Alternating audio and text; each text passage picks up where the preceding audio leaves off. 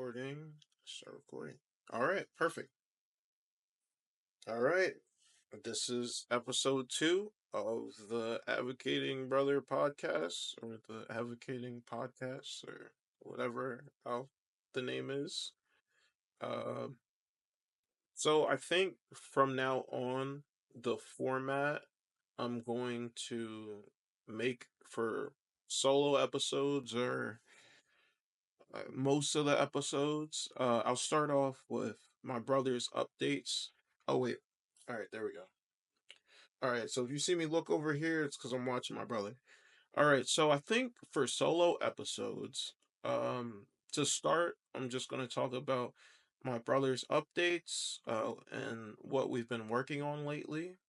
Um, the good, the bad, the ugly, but it's usually good, especially nowadays. Music's a little too loud for me. Let me turn it down some. Uh, so after my brother's updates and what we've been working on, then I'll probably talk about some type of societal concept or historical concept that I think is important to talk about or that may possibly hinder people's success that I've noticed. That way the person listening doesn't do these things. Or does them if it's good advice, I guess. uh, that way, you know, everyone can live full, happy lives. Um, but yeah, for my brother, it is now summer, and he is totally done with school forever. He stayed in school uh, until I guess after he turned 21. He did the full year, and usually he would return to school for the adult program, but he didn't exactly age out yet. He could return at uh he could return for August and September. And then when his birthday comes up, then he would age out of the program. But I mean, we figured there's no point in bringing him back to school for I guess 2 months. Uh, so it's not really worth it. So now he's totally done school, and years ago he walked on the podium, and he walked and he had his whole gown on, and that day he really did not want to do it, and he the school accommodated for him, and they called his name first, and he quickly ran went across, took the paper, and then jumped off the stage very quickly, and he you could tell he wasn't feeling it. And but unfortunately on that day they said the name wrong. Like they said his first and last name but the wrong middle name, and we had it recorded, but there's no point in using the recording cuz they said the wrong name. I think they mistaken him with another kid with his name, but um yeah, that's just how that went years ago. And then he never walked since because it doesn't seem like he really likes that stuff. So but yeah, we got pictures of him in his gown and his the little cap, and yeah, it's great to have pictures, and I'm glad he did try it even though he didn't like it. But so now that he's officially done with school forever, um I'm with him every single day, all day long, and it is awesome. Um, every day I ask him, does he want to go outside or stay inside? And if he doesn't point to outside or say outside or says no when I say, do you want to go outside? Then we stay inside. And when we're inside, I also offer him a ton of options. Um, but I'll talk about it now. So when we're inside, I have lots of books, lots of puzzles, lots of That's really all he likes is just books and puzzles, honestly. But he also really likes music. So oftentimes I'll ask him, "Hey, do you want to listen to music?" And he'll either say yes or no or say music, which means yes. And then I'll bust out my speaker and then we'll listen to some music. And lately he's been getting up and dancing to the music and just also stimming as well. And it's great. It's a good time. And me working with him, this is the happiest he's ever been, like ever. Probably because I do everything he ever wants to do all the time and give him a lot of attention. But um yeah, this is the happiest he's ever been. He really is just so excited for every day. And if he says outside, I do give him some options. I say, "Hey, do you want to go on a walk?" And usually he's like, "No." And I asked him, "Do you want to go to the mall, to the movies?" Uh well, at first, that's what I did. I would give him these options like, "You want to go to the mall?" Yes, no. "You want to go to the movies?" Yes, no. And he loves the movies. We just got done going to the movies on Tuesday. We saw How to Train Your Dragon, and he loved that movie. He was dialed in, and his eyes were glued to the screen, and he was just smiling the whole time, and it's awesome. It's really hard for him to turn down going to the movies, honestly, um, because he just loves going and sitting down, and he loves eating popcorn. And I when we're there, I walk him through the process of um I guess paying for stuff. Like I'll ask, "Hey, can I get a ticket?" I usually ask for the companion ticket because I'm his caregiver. Um, the ticket and a popcorn for him and a drink for him. And so after we do that, I then give him my card. Hold on. I give him my card and I say go. And he puts the card inside, and then I'll either type the code or I'll go hand over hand and have him type the code. And very great, brother. Oh, thank you so much, Miss Joy. You're very kind. Um, so I go hand over hand, do the code for him. I'll have him hit the green button after we put in the code, and then I'll say, "Okay, take it out." So he'll pull out the card, and then he'll hand it to me. And then from there, he grabs his popcorn. We go have a seat, and we go watch the whole movie. And I'm usually not paying attention because I don't feel like watching kids' movie. But I'm glad I'm going with him, and I'm glad he's having fun. But yeah, um, yeah, if we go to the mall, he loves hitting up the Chick-fil-A at our mall. He loves chicken nuggets and fries. So when we go, I'll ask him like, "Hey, what do you want to eat?" And he'll say French fries. He'll say uh and chick or chicken. So um yeah, and then I'll have him sit down with my fiance, and because he does not like waiting in line, which I understand because I also don't like waiting in line either. But I'll have him sit down with my fiance at a table, and while I go wait in line and go get his food, and then I'll go bring it, and we sit and eat. And after we eat, he cleans up his trash. It is awesome. He like picks up his stuff, or I'll help him make it a little more organized and easier to carry. And then we pick it up. We'll take it over to the trash, and I'll make sure he comes back and pushes in his chair because that's what you should be doing. Um, let me make sure my bro's good. All right, cool. Um, yeah, so we go to the mall, to the movies. Sometimes we'll go to the store.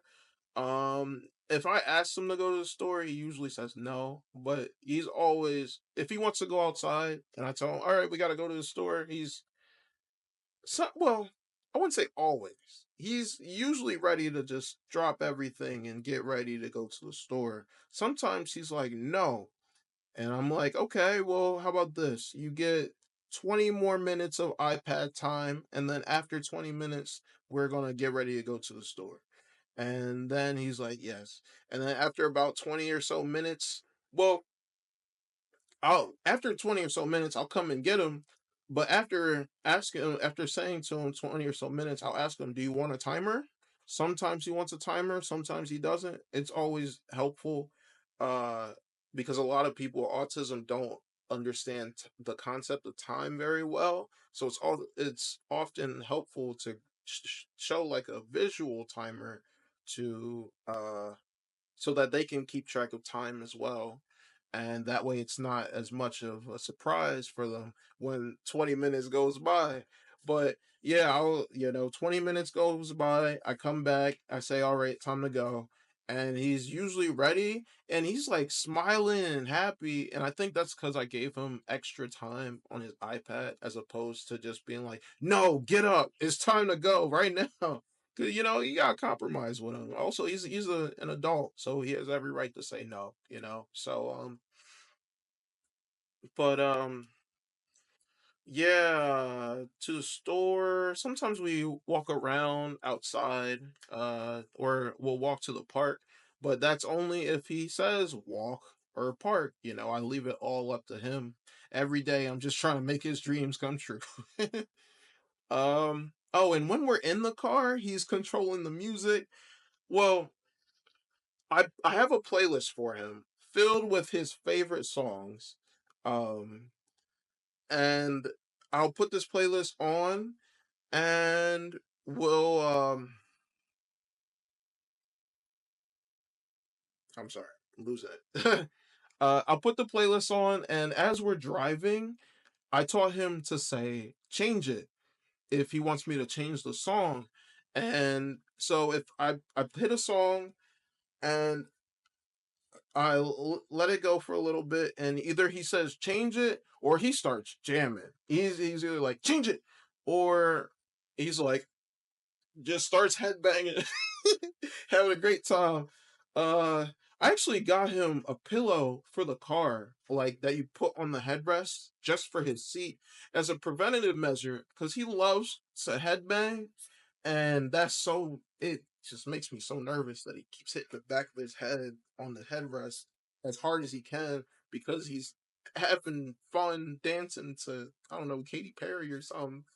Uh so I put like a little foam headrest. It was like $20 on Amazon. It was worth the money because now it's like extra cushion. So when he puts his head back and he head banging, it's not I guess it softens the impact a bit.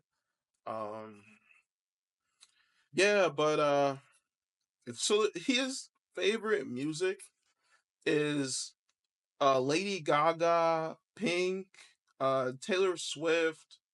Um, he likes Linkin Park, Kesha, 24K Golden, and I guess a lot of other pop artists. Linkin Park isn't really pop, but he likes a lot of pop artists.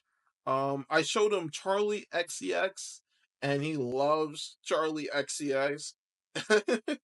I also showed him 24K Golden. I knew he'd like it because I just know what sound he likes.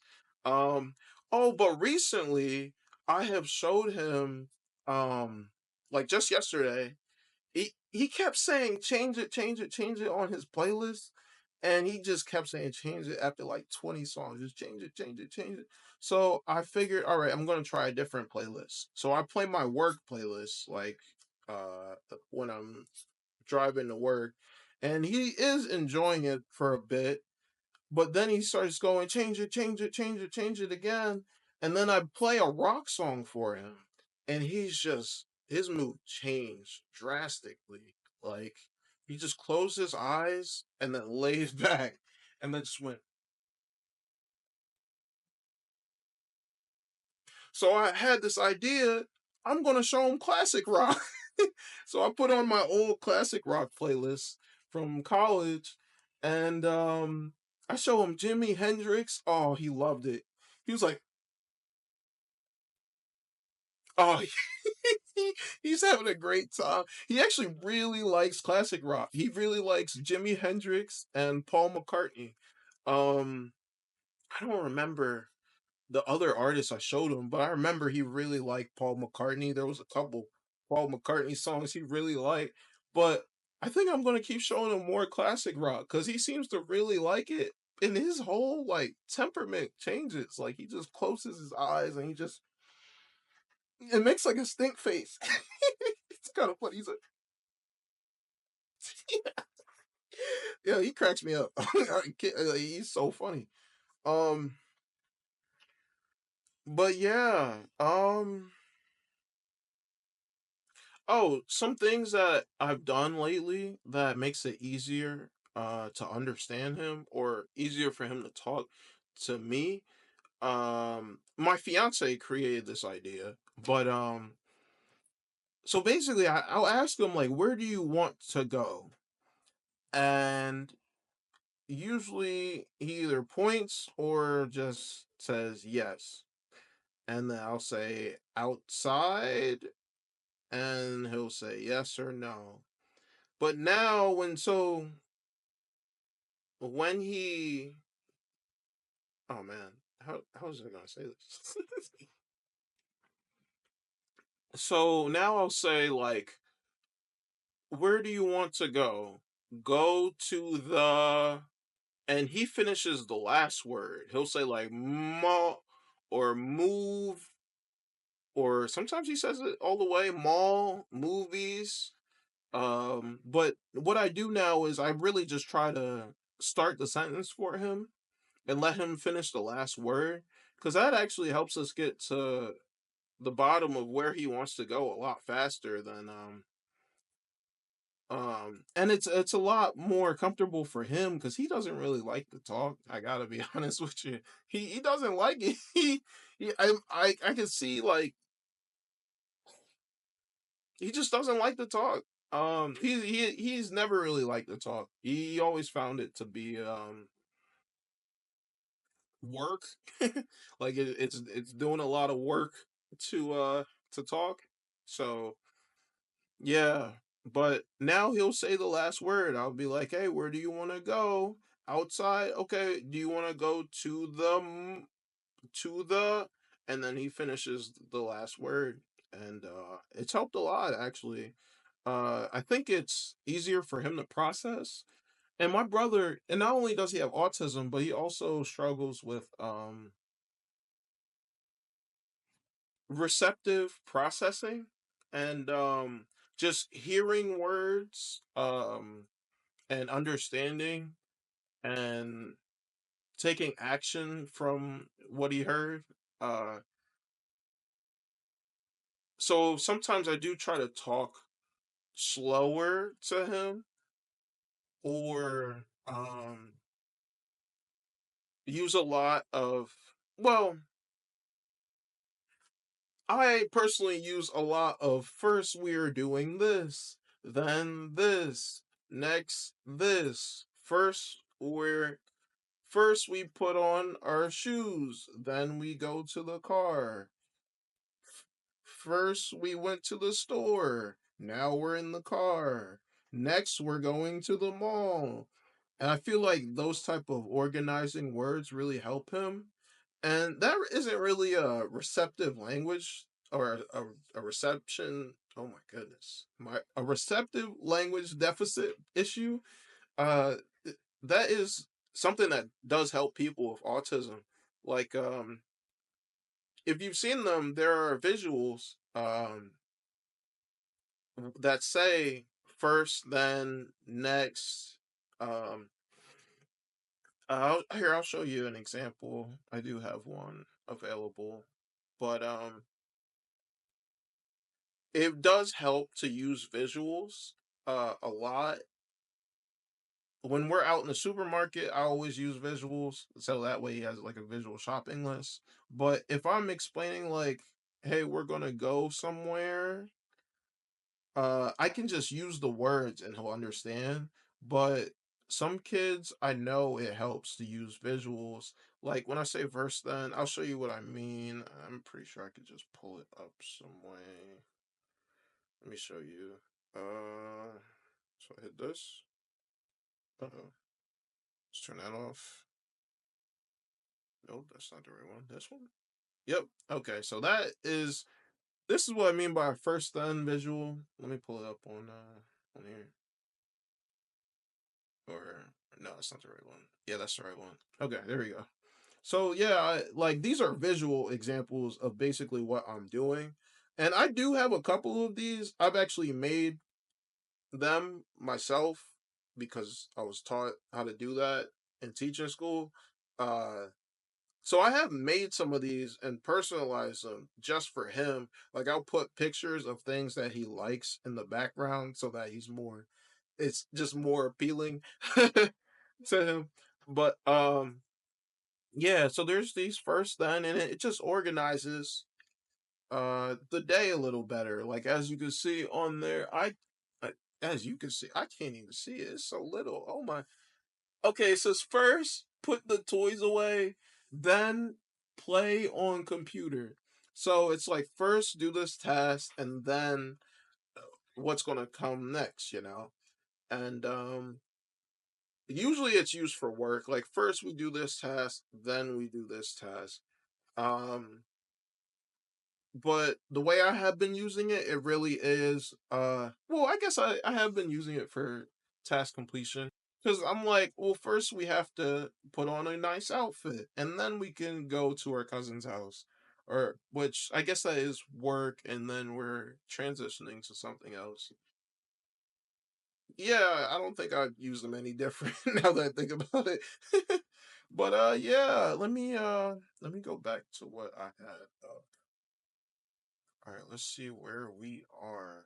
Um, oh, recently, I think it was like 2 days ago, I took him to a thrift store for the first time.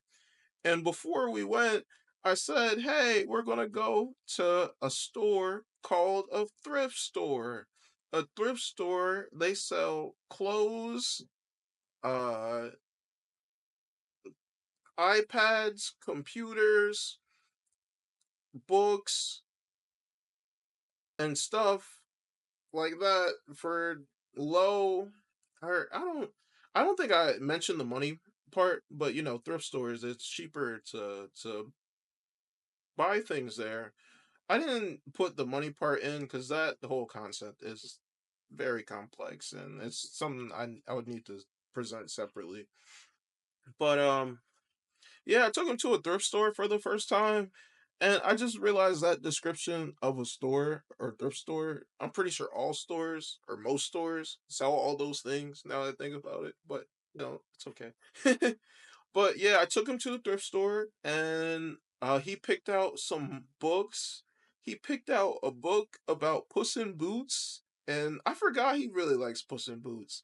But he also picked out a book about birds and James or John James Audubon uh and his experience with birds and bird songs. And my brother, he does like birds. I see him look out the window and look at birds often. So I I'm glad I let him choose his own books. And I find it interesting that he chose those books because he has those interests in him. And I picked out a couple puzzles for him, and I showed him the puzzles, and I asked him like, "Do you want these? Yes or no?" And he said yes. So we kept them, and yeah, and you know when it was time to pay, you know, bust out my card, have him put it in, have him pay for it. You know how it goes. Make everything a learning lesson. Uh, but yeah, I showed him classic rock for the first time. Took him to a thrift store for the first time this week. Trying to think if there was anything new. I mean, uh, not really. I mean, I think I did the full recap. But Okay, I think I could move on to the next topic, but like I kind of wish I wrote down more for it, but I'm gonna try my best to do it off top. Um, just making sure I didn't forget anything that I thought was important. Okay. All right, so I think it's time to switch gears and talk about the important societal concepts that I think are very important. And I think, um, well, not I think, I know the next episode, that episode 3, I'm gonna have on my friend Ethan, and Ethan has autism. He is my age, and he's a cool guy, and he's very unique. I'll say that, and um, he's very funny, cool guy. Um, and I'm gonna have him on, and at some point, oh, excuse me, I'm so sorry.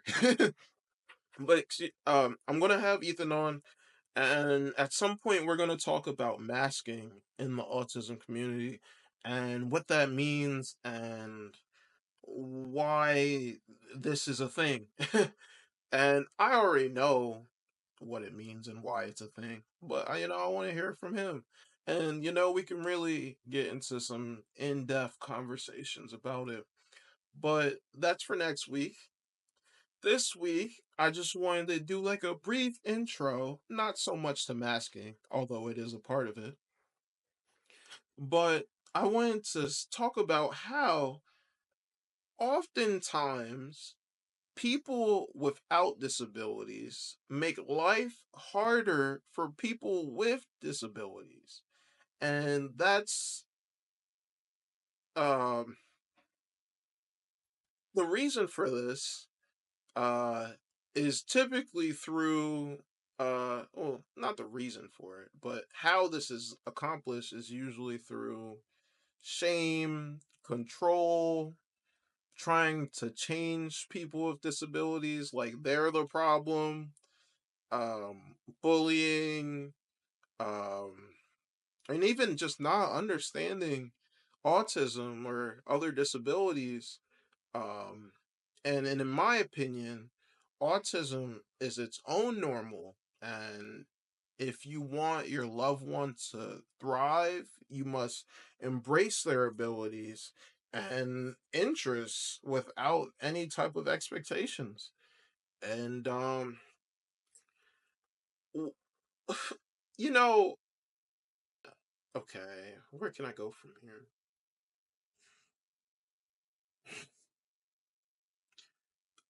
Sometimes it's just blatant negligence by parents or I guess caretakers or even professionals.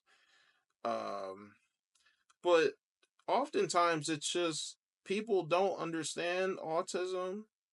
Or when I say negligence, I mean like when I say negligence, I really mean like not taking into account what the person with disabilities really wants, or taking into account but just not caring at all because you want things done a certain way, or life has to go a certain way, or you want a certain result, but because you didn't take into account what they want or how they needed things to be done, um the whole thing just it's just a bad experience for people with disabilities. And so oftentimes loved ones, or actually before I move on to that, instead um sometimes it's negligence, but oftentimes it's just people that want to help but don't know how to help and don't understand people with disabilities. And um uh how do I say this? they Like they just don't know how to help. They don't know what works, what doesn't. Oftentimes a lot of people, their first experience with people with disabilities is having them, or having a child with disabilities, or or knowing like a distant cousin whose child had disabilities. Like that's the only real experiences that they had. So when they try to help, it doesn't help. And yeah, I'll give some examples of this more in depth later. But um like oftentimes loved ones or even some professionals will do things or add extra things that just make life harder for people with disabilities. Um,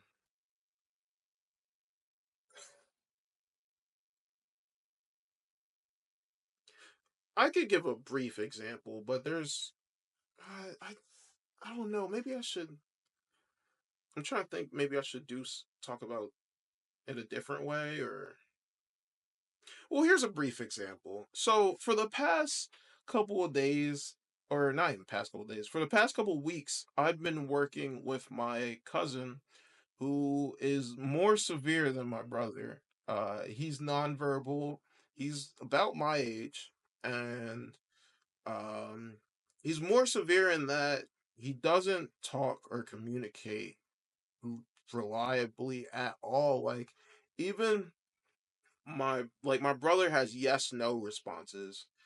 This guy, he doesn't have that. His yes no is if you give it to him and he takes it, that's a yes, and if he walks away, that's a no. So, um, so for the past couple of weeks, I've been working with him to try and establish a reliable form of communication with him, and I created this personalized communication book for him. So he's able to talk to just about anyone and make sentences. And I did it out of a binder and a bunch of materials and things. And so I'm trying to work with him and teach him how to speak with this. And every day I go to his house and I do these lessons. They're called discrete trials. Professionals know what that is. But I do these lessons with him where I I'm teaching him how to communicate with me using this book that I made for him. And he doesn't like to sit down. He absolutely hates sitting down and working. So I've told his caregiver, okay, that's totally fine. Just let him get up and walk around, do whatever he wants. Even if he goes upstairs, I'll bring all of my stuff that I need to teach him straight to him and do the lessons with him. I'll even do it while walking with him. And it's been working out really well. He actually met one of his mastery criteria, and now he's moving on to a new phase, and he met that criteria in about 3 days. And yeah, he's doing pretty well with the program so far. But the last time I was there, so when I do these trials, I'm on the move, I'm walking around with him, and I'm just accommodating for what he wants. He doesn't want to sit down and do it, so I'm not going to make him sit down.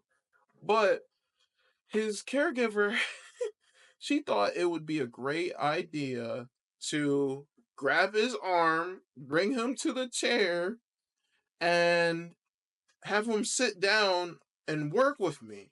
And here I am pleading with her, please, no, it's fine. Let him walk. It's okay. No, I trust me. It's fine. It doesn't bother me at all. In fact, I'm more than willing to get up and walk around with him and teach him like that. There's no reason. And but no, she gets up. She has him sit down, and I don't. This is one thing that kills me. You see that he's uncomfortable with it, but yet you want to continue. It doesn't make any sense to me. You can see the discomfort on his face. He went from being super jolly, like, to sitting down and going, And the whole time, the caregiver's like, "No, you can do it. You can teach him now." And I'm like, "I don't think this is a good idea. He doesn't want to be here. Like he doesn't want to sit here and work." And she's like, "No, no, it's fine. Just do it. Just do it." I'm like, "Okay." So I try it and I see he's so frustrated. And I'm like, "I don't like this. I'm all right, listen. I'm not going to teach him if he has to sit down. Okay? Like I'm not doing this if he's sitting down because he is so uncomfortable and I don't want him to associate me with doing uncomfortable lessons despite her wishes." So I told her, I'm like, "Look, I'm going to stop until you let him stand up and walk around. We're not going to continue." And eventually she was like, "Okay." And then she let him go. Like she was like holding his arm so he wouldn't leave. And I'm like, this is clearly aversive. Like she clearly doesn't like this. But she, in her mind, she's like, "No, it's important. He needs to sit down and work." Even though I'm telling her this is a bad idea. So this is just one tiny example of of loved ones making life a little harder for people with disabilities for no apparent reason. Uh, or professionals. I guess that's more of a professional, a caretaker. But another example would be taking someone who's prone to um who's sensitive to loud noises and being around a lot of people and forcing them to go to church or go somewhere that's unnecessary, that is, so like societally it's normal. Religious beliefs, yeah, it's normal to go to church and bring your family to church.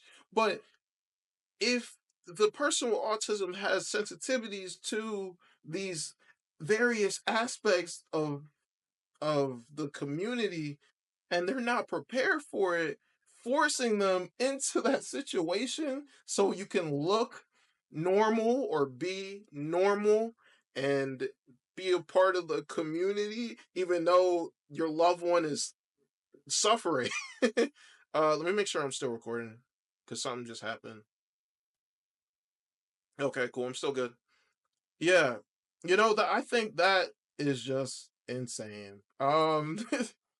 I think it's very unnecessary and I've seen it happen time and time again. It's like when you make a kid sit, like especially a kid with autism, sit for a lesson they don't like or talk about something, especially making kids sit. I don't understand why a lot of teachers can't accommodate to kids that like to stand or even walk around. I understand walking around can be disruptive, but standing isn't disruptive unless you have to see the board. But if they're working, let them stand. Let them stand. Let them sit wherever they want to sit. I usually let my students sit out in the, if it's allowed in the school. Sometimes it's not even allowed in the rules, but I let them sit uh anywhere they want in the. I'll even let them sit outside the door and work, but I'll have to come check on them multiple times. But I really do try to accommodate for their preferences because I'm there for them. I'm not there for me. I mean, yeah, I'm getting a paycheck, but it's not. I'm there for them. uh, but yeah, making a kid sit. I mean, that's my cousin. Making an adult sit when he doesn't even want to sit, and I've already talked to her about it. Um, there are a lot of societal standards, like one second.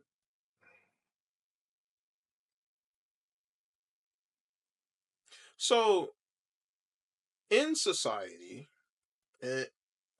it's usually normal for a man to do manly things or a boy to do things that boys do or wear certain colors. Like boys shouldn't wear pink. I've heard that society standard before, even though I think it's absolutely stupid because it's just a color. But um I've heard that standard before.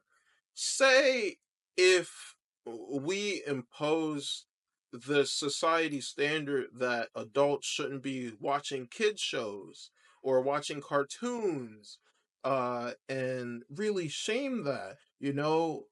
A lot of these societal norms, they would limit and hinder my brother's success if we really bought into them. um Luckily he doesn't. I mean, let me not say that, but he does get, I guess, triggered by loud noises or a lot of people being around. But imagine I was like, oh, but I have to go to the mall. I have to. Come on. So I force him to go. And he's having a terrible time. And, like, these things are so unnecessary.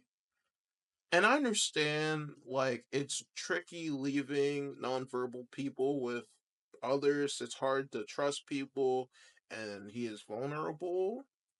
But there has to be some type of alternatives out there. Why can't we just stay at home and, like, I don't know, Uber Eats the food or whatever we need? We could have it delivered. Like, there's ways to work with people with autism and compromises to make, or you can do that societal standard. Oh yeah, it's normal. We can bring our whole family to this public area that's super packed and lots of bright lights and loud noises, and it's so normal. Let's do that. And it's horrible for the person with autism.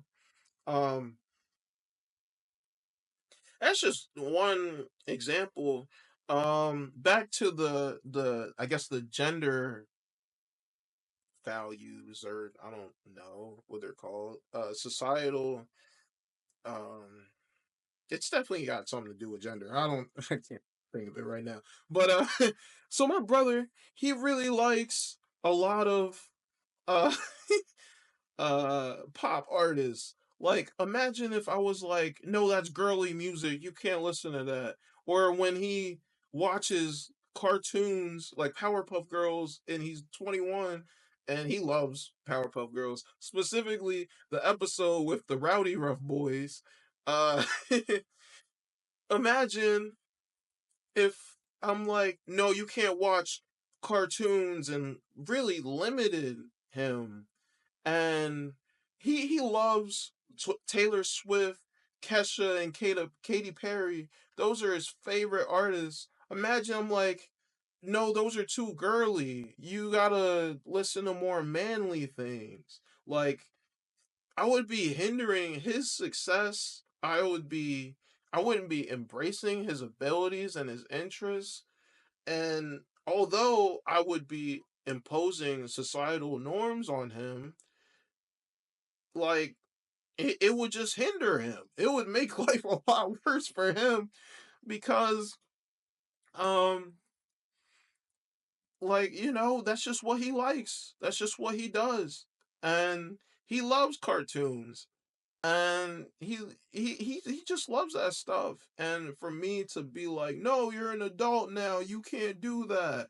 Or um no, you're a boy. You can't be reading books about Taylor Swift or wearing pink or listening to Charlie XCX, which, again, all this is super, like, my brother's awesome. Like, he listens to, like, the some cool artists. And he loves it. You know, these societal norms and standards would really limit his success and his comfort, because I guess it's not normal for an adult to watch cartoons and AMVs. Who knows about AMVs? My brother watches AMVs, animated music videos. Those have been on YouTube forever, but he loves AMVs. Uh, um, for him to be watching cartoons backed by, I don't know, Katy Perry or whatever. um, I could. I mean, there's no reason for me to do that. I embrace my brother's differences, but if wanted to, I could be like, no, you gotta be more manly and do man things, like, I don't know, playing dirt and I don't know. I really don't know. I don't follow those kind of things because truly, I take what I'm given and work with it, and that's all that matters to me, honestly. Like, just taking my brother for who he is and what he believes and what he likes to do, what he doesn't like to do, and just work with him from there. Um, I feel like there's just nothing better to do.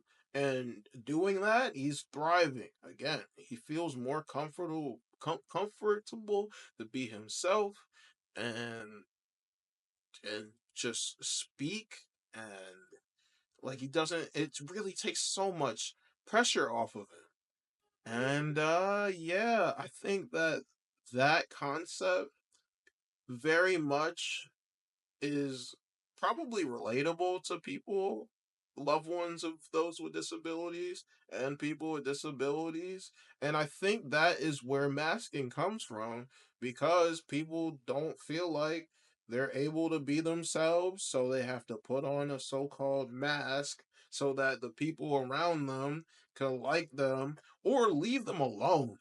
Like, for example, like, um, if I'm doing a lesson that is that the person with autism doesn't like, they might just put on the mask and get through it anyway, just so I would quote unquote leave them alone, or get, let them get a break, and um I just see that being such a hindrance for the client or the loved one.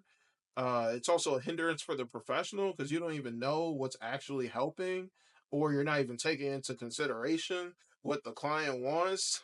And I know that would affect someone's data. Uh, so yeah, I mean, yeah, I think that's really all I have for this episode. I gotta be honest with you, thinking about what to speak about for this one was a little tough. It took me like a couple, I'd say like a week of brainstorming, honestly. But yeah, really think autism is its own normal, and um you got to work with your loved one. uh I understand wanting to be accepted and normal in the community, but if it requires changing your loved one or putting them in really uncomfortable situations, um and sometimes it is, because there is a lot of growth, especially, like, for example, like a haircut. Like, my brother used to hate haircuts, and he still kind of does, but he used to fight. Like, if you put clippers on his head, he would grab your arms and then start trying to throw you around, and he used to fight. Um but through constant exposure to it over time, and also only allowing people he trusts and knows to cut his hair. Now he'll sit through a haircut for the most part. Sometimes he gets a little sensitive and will like jump, but aside from that, he's good. So, it is uncomfortable, but gradual exposure,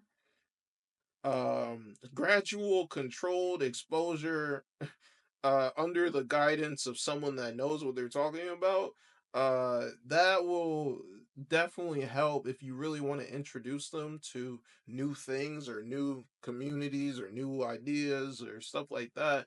But just throwing them in and being like, well, I just want to be normal. I just want things to happen the way that I'm used to seeing them happen.